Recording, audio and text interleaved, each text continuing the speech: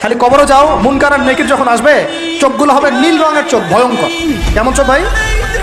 নীল রঙের ভয়ঙ্কর চোখ। আমি বলি একটা হাদিস, কোন একজন নবী আল্লাহকে বলেছিলেন যে আল্লাহ আমি মারা যাওয়া কোনো মানুষকে দেখতে চাই, সে কেমন আছে। এটা শুনেন ভালো করে হাদিসটা, মারা যাওয়া কোনো মানুষকে আমি দেখতে চাই, সে কেমন আছে। আল্লাহ পাক সেই নবীর আরজি কবুল করলেন, বললেন আচ্ছা ঠিক আছে দেখাচ্ছি। কবরের সামনে গিয়ে দাঁড়ালেন। 1000 বা 2000 বছর আগের কোনো ব্যক্তি যে মারা গেছে তাকে কবর থেকে চিন্তা করো, নবী দেখছেন এবং সে ভয় থরথর করে কাঁপছে, এখনো ভয় থরথর করে কাঁপছে। নবীজি, আমাদের নবী নন, অন্য কোনো নবী তিনি, সেই নবী বলছেন যে তুমি ভয় কাঁপছো কেন, তুমি কত বছর আগে ইন্তেকাল করছো, কি তোমার হালচাল বলো আমাকে। সেই ব্যক্তি বলছে আমি আজকে থেকে 1000 বা 1500 বছর আগে মারা গেছে, আমি ভয় কাঁপছি। যখন আমি মারা যাচ্ছিলাম মালাকুল মউত যা আকৃতি নিয়ে আমার সামনে এসেছিল ওই আকৃতি আমি এখনো ভুলতে পারি না, তাই দেখে আমি থরথর করে কাঁপছি।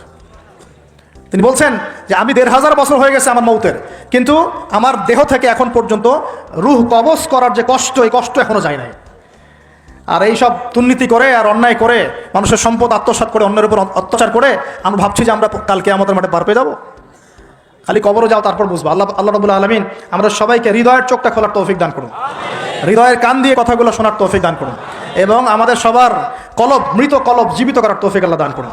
এই মাপে কম দেয় একটা পাপ যে বললাম সুদ, একটা বলেছি যে জেনা, একটা ব্যভিচার, আমানতের খেয়ানত, হ্যাঁ।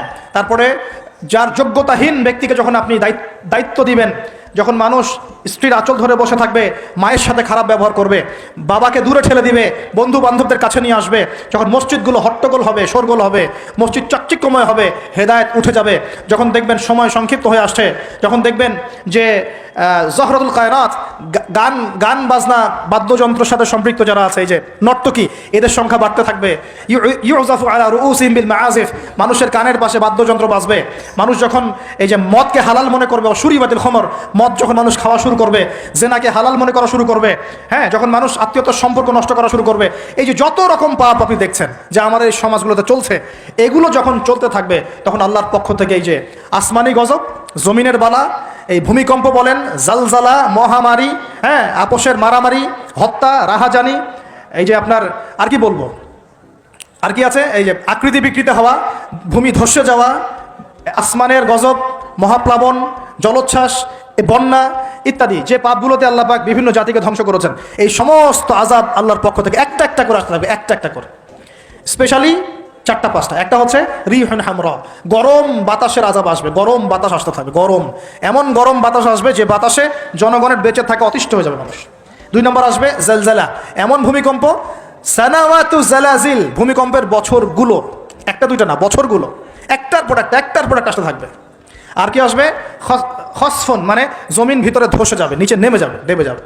আর মাসখান, মানুষের আকৃতি পরিবর্তন হয়ে যাবে। আর কজফান, আকাশ থেকে পাথরের বৃষ্টি বর্ষণ করা হবে। এগুলো আসতে থাকবে। এছাড়া আমাদের হাতের কামাইগুলো তো আছেই।